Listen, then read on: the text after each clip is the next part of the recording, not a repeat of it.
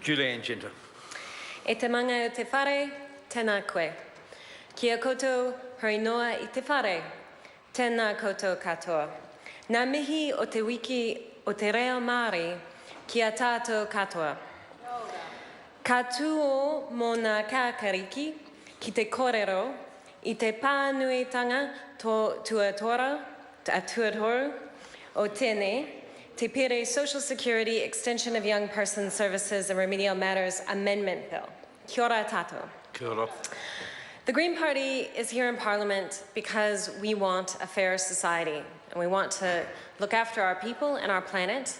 And we know that can be done with smarter policies. We're opposing this bill because it's not best practice and it's not going to take us in the direction of a fair society, unfortunately. And I'm sure that members on the government side really believe that this bill is the best way to achieve it. And the previous speaker gave a very passionate speech, and I really agree with the aims that he articulated in his speech.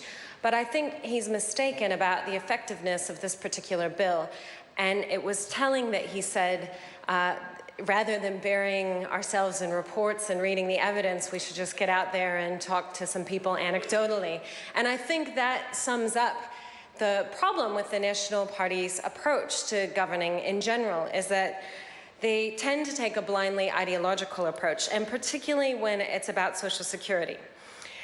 This particular approach, and it's evidenced, in this bill, is punitive, it's controlling, it's both reacting to and perpetuating the myth that people who need help, those young people, some of them parents, are irresponsible and haven't worked hard enough.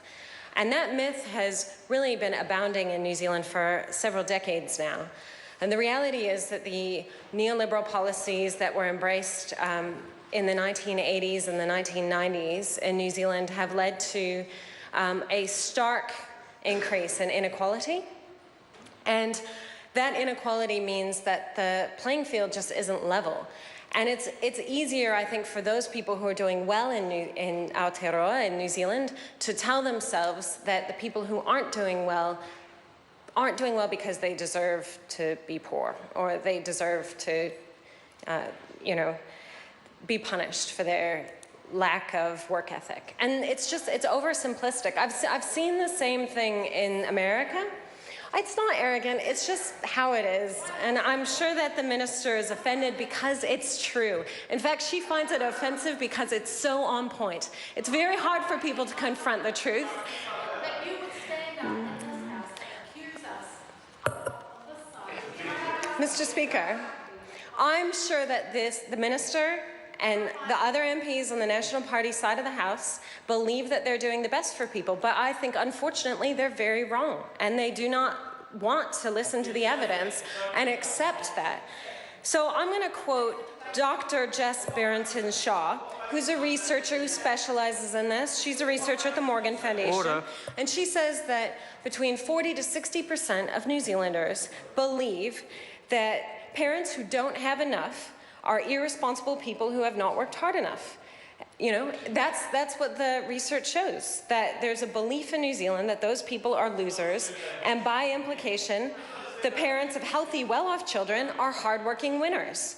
And the National Party regularly buys into this meme and this way of describing what's happening in society. In order to move parents to a winning frame of mind, a firm hand is needed. We need to push them into work, off of the benefits that could help them. It's extraordinary that these Victorian values continue to inform our social policies, says Dr. Jess Barrington, especially given that research from all over the world shows that moving low-income parents into work through use of sanctions does not often improve economic positions overall, and children suffer from the associated pressures. So the truth is that this National Party's approach is paternalistic, and the approach in this bill is paternalistic. The reality articulated by my colleague Jan Logie many times during the debates on this bill is that people tend to do best when they are given both freedom and responsibility, when they are treated with respect, and they feel that they can trust those who are there to help them, not that those people are there to chase them up and check on them and make sure they're complying with a whole lot of bureaucratic requirements. So the best practice from around the world shows there's two principles, and that is that the help is better when it's less targeted and it's unconditional. It's a highly disruptive concept, according to Dr. Jess Berenson-Shaw, and our entire welfare system is built on the provision of conditional aid. The Green Party supports a smarter approach. Det er man for